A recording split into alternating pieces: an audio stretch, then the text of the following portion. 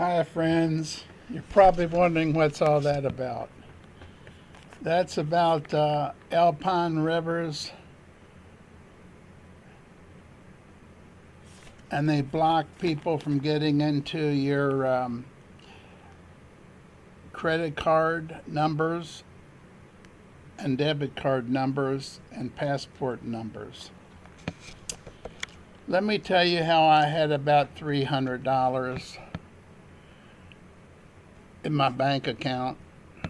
I took out 200 with a debit card, 100 before I ate, then 100 after I ate to go to the grocery store. And when I got home, I was missing over $3,000 when I looked online. Now, how can a guy like me with $300 end up losing $3,000 by taking out 200? And that's what this is about, to help prevent you from losing money. This is particularly easier done, I believe, with a debit card, but can also be done with a credit card. But with a credit card, if someone takes money out illegally, they'll give you the money back, usually the same day, because it happened twice to me. And but with debit cards, they're completely different. They're under different federal laws, and they can take 2 or 3 months to do an investigation before you get your money back. And that's where I was. I go to the bank and I said, "Look, I had $300 in my account, and now it's overdrawn by 3,000. And I had taken 100 out before lunch and $100 after lunch, and from the ATM machine that was connected directly to the bank." Well, they said, "This seems to be happening more than we like, but we're going to do an investigation." And for the life of me, I don't know if it was a 2-month investigation or 3-month investigation. And I didn't want to get rude or anything, but I said, "Look, this money was taken out within a couple hours after I took out 200, and I could not have gone to New York and spent over $1,500, then flown down to flown down. Is that a good word? To Tampa to spend another $1,500 and overdraw, and you all not catch it." So after, I want to say, not throwing a fit, but after a lot of negotiation, they decided to loan me the money that was taken out. It was loaned where I could use it until the investigation was done, and at that time I would own the money. There were no charges. That surprised me.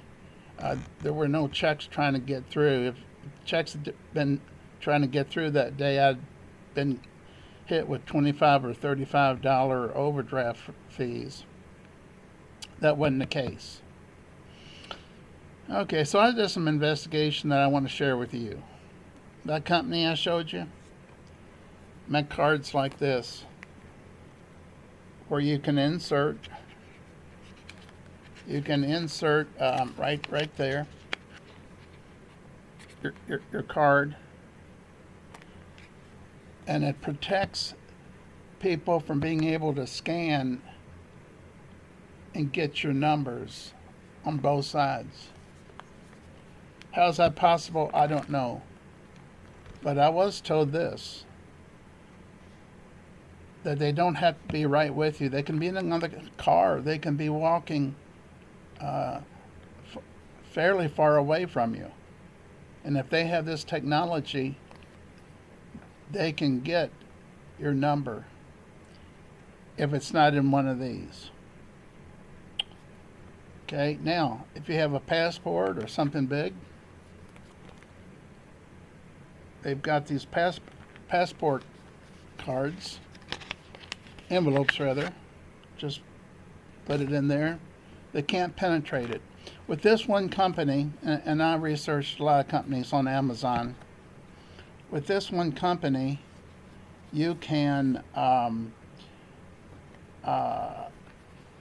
try every means to penetrate it. They've done this at the banks and at grocery stores to penetrate it with these special machines that could grab the numbers, and they couldn't penetrate and get the numbers if they were in this company's envelopes. Now, you're saying I'm getting paid for advertising. No, this was the only one that had 100% reviews. That no one could penetrate and get the numbers from your cards. I'll put it up here again. Okay, having said that, let me share one other thing. Let me also add this, that was the only time that year that I used that debit card. The rest of the time it was in a drawer in my bedroom. So whatever happened was either connected up to that ATM machine, and they were collecting information as people use that ATM machine at the bank, or it was an internal employee possibility. I can't think of anything any other way, because there wasn't any cars behind me, so nobody was scanning it with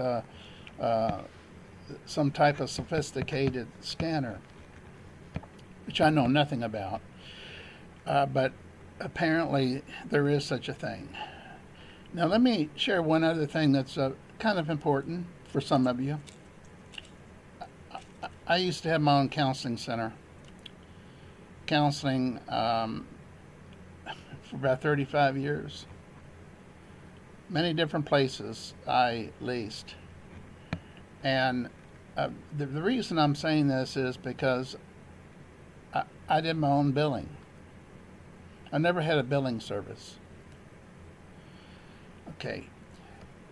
There became a time you did not have to give your Social Security number. The Social Security number is not needed for a counseling center, a dental center, or as far as I know, even a hospital to bill. Now, they'll always be on the card, on the information that you fill out when you become a patient. But I never had it on mine. Since I did my own billing, I know you don't have to have it because there's not a place to put the Social Security card number on the bill form. Now, let me say one disclaimer here. I did not do what's called electronic billing. I did computer billing, and that just simply meant that I had all the information on the computer and I printed it out on a red bill form and mailed it in. Always got paid. There was no place on the bill form for a Social Security number.